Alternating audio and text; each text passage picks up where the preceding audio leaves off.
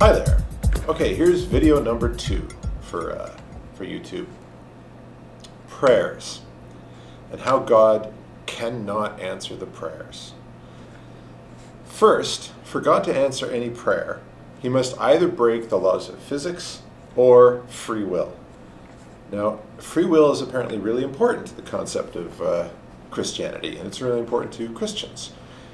Well, free will obviously doesn't work if God is going to answer someone's prayer, which would impinge on the free will of someone else. For example, you're in an alley, a robber is standing there with a gun on you. You pray to God that the robber will go away. God adjusts his free will because he was going to rob you. So God changes his mind and the guy takes off. So God has now just impinged on the robber's free will to answer your prayer. And again, if free will is that important, he can't do that. The other possibility would be that God would break the laws of physics. You know, the robber fires the gun and God deflects the bullet. We've never actually seen any cases where the laws of physics are broken.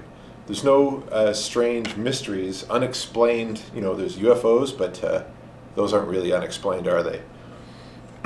There's no real unexplained mysteries. Anything that happens, there's always a cause. When there's an accident investigation, etc. So God doesn't really answer any prayers because he'd break the laws of physics or break the law of free will. And besides, he can't answer prayers anyway, because if he truly answered prayers, then you wouldn't need faith to believe that he existed, because he's just proved that he existed by answering a prayer. You know, there's that website, Why Won't God Heal Amputees? Obviously, if God heals amputees, that's a miracle.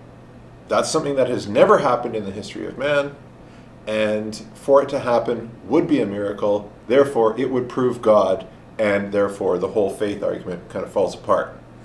Now, I do have to wonder, in the case of the Christians who are claiming faith, are they really saying, you know, there's two kinds of faith here. There's faith that God exists, and then there's faith in how he will behave, that he's not going to fuck you up.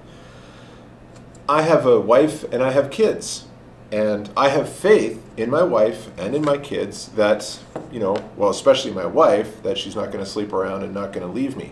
So I have faith in her as a character, or I have faith in her character as a person. I certainly don't have faith in her existence. I know she exists, but I have faith that she will actually treat me properly.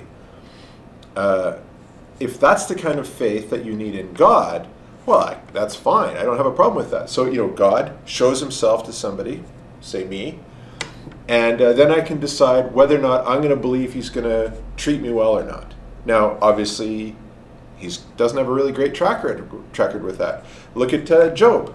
Job was the purest man on the planet, and God fucked him over because of a bet with Satan. So obviously Job, his faith was misplaced, because he had faith in God not screwing him over, and God screwed him over. So there's an example of where faith is bad, right from the Bible. So anyway, with that, I bid you adieu.